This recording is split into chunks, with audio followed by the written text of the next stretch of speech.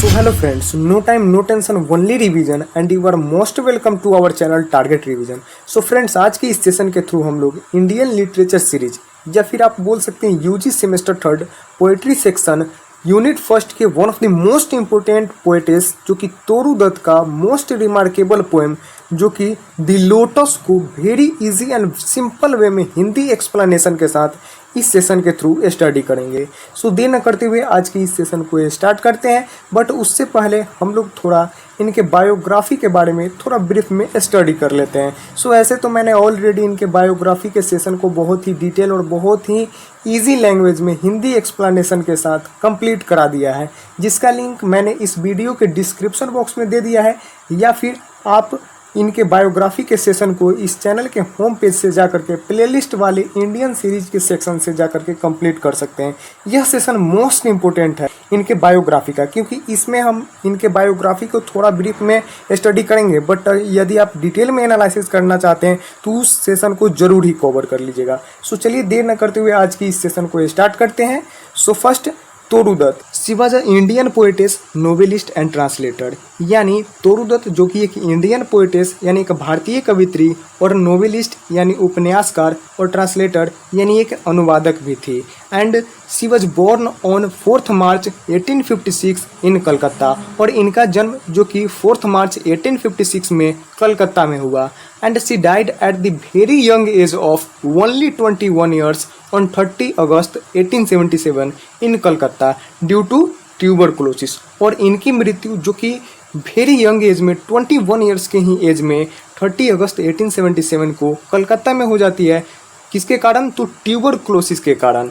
Tuberculosis बीमारी की वजह से इनकी मृत्यु जो कि ओनली 21 ईयर्स की एज में 1877 में हो जाती है। सो इसीलिए इनका कंपैरिजन जो कि younger romantic poet John Keats के साथ इनका कंपैरिजन किया जाता है, क्योंकि जॉन कीट्स जो कि यंगर रोमांटिक पोएट में से एक जॉन कीट्स रहते हैं, जिनका डेथ जो कि कब? तो 1821 में हुआ रहता है, जो कि ओनली 26 ईयर्स के एज में। Although she lived a very short span of life and in this short age she wrote her name among the greatest poet of India.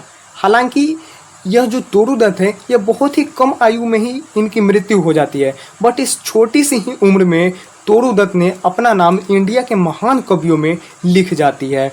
And next जो कि देयर फैमिली बिकेम क्रिश्चियन इन 1862, और इनके family जो कि Christian में convert हो जाते हैं, क्रिश्चियन धर्म में कब? तो 1862 में। And she is considered as the first English writing women in India, और इन्हें कंसिडर्ड किया जाता है तोरू दत्त को first English writing women in India, यानी इंडिया में फर्स्ट इंग्लिश राइटिंग वोमेन के रूप में। किन्हें? तो तोरू दत्त को। And next, her important works include, इनके इम्पोर्टेंट वर्क्स में जो कि इंक्लूड है the lotus, our casuarina tree, tree of life, bog मेरी, France, Savitri, Lakshman and Sita and etcetera. ये सभी वर्क जो कि तोरू दत्त के द्वारा लिखा गया है यह मोस्ट इम्पोर्टेंट है। And all the works of Toru Dutt published poetry collection ancient ballads and legends in Hindustan in 1882 in London. यानी इनका जितना भी यह वर्क है यह poetry collection ancient ballads and the legends of Hindustan में 1882 में लंदन में पब्लिश्ड हुआ है। सो इस प्रकार से हमारा तोरू दत्त के बारे में जितना जो ब्रीफ में जो इंट्रोडक्शन था जिसे मैंने आपको बताया, और इससे भी अधिक अगर एनालिसिस अगर आप डीपली में करना चाहते हैं तो मैं इनके ऊपर ऑलरेडी इनके बायोग्राफी का सेशन जो कि कंप्लीट करा चुका हूं, जिसका लिंक मैंने इस वीडियो के डिस्क्रिप्शन बॉक्स में दे रखा है। सो चलिए अब नेक्स्ट इनके पोएम को डिटेल में हिंदी एक्सप्लेनेशन के साथ बहुत ही इजी वे में स्टडी करते हैं। और मैं इस पोएम को स्टार्ट करने से पहले मैं आपको बता दूं कि जैसा कि जो यह पोएम है वह सोनेट फॉर्म में लिखा गया है, और वो भी किस सोनेट फॉर्म में? तो पेट्रार्कन सोनेट फॉर्म में। और पेट्रार्कन सोनेट फॉर्म मतलब क्या होता है? पेट्रार्कन सोनेट मतलब इसमें जो सोनेट यानी सोनेट कितने लाइनों से मिलकर बना तो 14 लाइन से। एंड पेट्रार्कन सोनेट में ये होता है कि इसका जो फर्स्ट स्टांजा जो होता है उसमें 8 लाइन कंसिस्ट होते हैं, जिसे ऑक्टेव कहते हैं पेट्रार्कन सोनेट में। एंड इसका जो सेकेंड स्टांजा जो कि 6 लाइन जिसमें कंसिस्ट होते हैं, जिसे सेस्टेड कहते हैं, यही होता है पेट्रार्कन सोनेट। एंड यदि हम इस पोएम के थीम या ओवरव्यू की बात करें तो इस पोएम के थ्रू जो पोएटेस तोरू दत्त हैं वे इंडिया के कल्चर में इस लोटस फ्लावर का किस प्रकार से इम्पोर्टेंस है इस पोएम के थ्रू रिप्रेजेंट करती है। एंड लोटस जो कि हमारा नेशनल फ्लावर भी है। सो चलिए इस पोएम के थ्रू इसे समझते हैं। Love came to Flora asking for a flower. It means love जो कि गॉड ऑफ लव क्यूपिड को कहा गया है, एंड फ्लोरा जो कि गॉडेस ऑफ फ्लावर फ्लोरा को कहा गया है। सो यहाँ पे गॉड ऑफ लव जो क्यूपिड है वे गॉडेस ऑफ फ्लावर फ्लोरा से एक ऐसी फूल की मांग करते हैं जो that would of flowers be undisputed queen. यानी जो गॉड ऑफ लव जो क्यूपिड है उन्हें एक ऐसा फूल चाहिए जो सभी फूलों का अनडिस्प्यूटेड क्वीन यानी सभी फूलों का रानी हो, जो कि उसका प्रतिद्वंदी कोई भी फूल ना हो, यानी अनडिस्प्यूटेड यानी उसके जैसा कोई भी ना हो। And the lily and the rose long long had been rivals for that high honour. यानी जो फ्लावर लिली और रोज हैं वे लंबे समय से एक दूसरे के राइवल्स यानी प्रतिद्वंदी हैं। यानी the lily and the rose long long had been rivals for that high honour. यानी जो लिली और जो रोज का जो फ्लावर है वे एक दूसरे के लंबे समय से इस बात के लिए प्रतिद्वंदी है कि उनमें सबसे श्रेष्ठ कौन है। And birds of power, birds it means होता है पोएट्स, यानी बार्ड्स ऑफ पावर हैड संग देयर क्लेम्स। और जो कवियों और जो लेखकों का जो समूह है ये अपने रचनाओं के थ्रू कई सारे कवि जो कि रोज की प्रशंसा करते हैं और कई सारे कवि जो कि लिली की प्रशंसा करते हैं। And the rose can never tower like the pale lily with her Juno mien. It means जो यह रोज है, गुलाब है, यह कभी भी लिली जितना ऊंचा और गरिमा में नहीं दिख सकता है। Like the pale lily with her Juno mien, यानी जुपिटर की वाइफ जूनो की तरह जो यह लिली यह स्टेट है, लेकिन जो यह रोज है वह कभी भी लिली की तरह वह क्या तो नेवर टावर यानी रोज का नेवर टावर वह कभी भी स्टेटली यानी वह लिली इतना ऊंचा नहीं हो सकता है। And but is the lily lovelier, लेकिन क्या लिली वास्तव में ज़्यादा सुंदर है?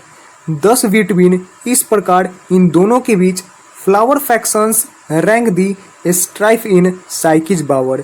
यानी इस प्रकार से इसी सवाल पर फूलों के दो समूहों में क्या हो जाता है तो स्ट्राइफ यानी झगड़ा हो जाता है। यानी यहाँ से जो दोनों फूल हैं यानी जो रोज और जो लिली है इन दोनों के सपोर्टर्स वह आपस में ही डिवाइड हो जाते हैं, बट जाते हैं। एंड नेक्स्ट जो कि नेक्स्ट एंड फर्स्ट स्टांजा के थ्रू तो ये क्वेश्चन रेज होता है कि who is the queenliest flower. यानी फर्स्ट स्टांजा में ये बोला गया है कि जो लिली है क्या यही वास्तव में ज़्यादा सुंदर है या फिर रोज। इसमें क्या है तो फर्स्ट स्टांजा में यह दिखाया गया है उनके बीच के राइवल्स को, एंड सेकेंड स्टांजा में उसे क्लियर किया गया है कि who is the queenliest flower in the world. So चलिए इस स्टांजा को पढ़कर इसके मीनिंग को समझते हैं। So first, give me a flower delicious as the rose. यानी जो लव है वह गॉड ऑफ लव क्यूपिड वे फ्लोरा से कहते हैं कि give me a flower delicious as rose, यानी मुझे एक ऐसा फूल दो जो गुलाब जितना सुंदर और क्या हो तो सुगंधित हो। And stately as the lily in her pride, और वह लिली इतना गरिमामय और ऊंचा भी हो। बट ऑफ वाट कलर, यानी जो गॉडेस ऑफ फ्लावर फ्लोरा है वे पूछती है गॉड ऑफ लव क्यूपिड से कि उस फूल का रंग क्या होगा। तो क्यूपिड जो कि गॉड ऑफ लव क्या कहते हैं तो रोज रेड लव फर्स्ट चूज, यानी जो कि पहले क्या बोलते हैं क्यूपिड कि वह रोज की तरह लाल हो यह सबसे पहले इसे चूज करते हैं। And then prayed no lily white और बोथ प्रोवाइड, और फिर जो गॉड ऑफ लव जो कि क्यूपिड है वे फिर कहते हैं कि लिली जैसा क्या हो तो वाइट यानी कि सफ़ेद हो और बोथ प्रोवाइड, और अंत में कहते हैं कि मुझे दोनों रंग का ही चाहिए फ्लावर। एंड नेक्स्ट जो कि and flora gave the lotus, और इसका सॉल्यूशन जो कि गॉडेस ऑफ फ्लावर फ्लोरा यह निकालती है कि वह गॉड ऑफ लव क्यूपिड को लोटस देती है, which is rose red dyed, जो कि रोज की तरह लाल रंग से रंगा हुआ है, एंड लिली वाइट, और लिली के जैसा वाइट से भी। And it is the queenliest flower that blows, जो कि क्या है तो यह क्वीनलेस्ट फ्लावर है जो कि ब्लोज यानी कि जो कि खिल रहा है। यह कौन है तो वह क्या तो लोटस है। यानी फ्लोरा जो कि दोनों गुण मिला करके कौन से फ्लावर को रेडी करती है तो लोटस को। एंड इस पोएम के थ्रू यही बताया गया है कि लोटस का इम्पोर्टेंस क्या है। एंड चलिए इस पोएम के थीम को मैं एक और बार हिंदी में एक शॉर्ट में बता देता हूँ। जैसे कि मैं आपको बता दूं कि इस पोएम में जो गॉड ऑफ लव क्यूपिड है वे ऐसे फूल की मांग करते हैं गॉडेस ऑफ फ्लावर जो कि फ्लोरा से, जो कि सभी फूलों में क्या हो तो श्रेष्ठ हो। एंड जो रोज और जो लिली है वे दोनों ही बहुत ही सुंदर होते हैं, इसलिए दोनों में ही क्या होती है तो राइवल्स यानी कि आपस में ही प्रतियोगिता होती है कि कौन सबसे अच्छा है।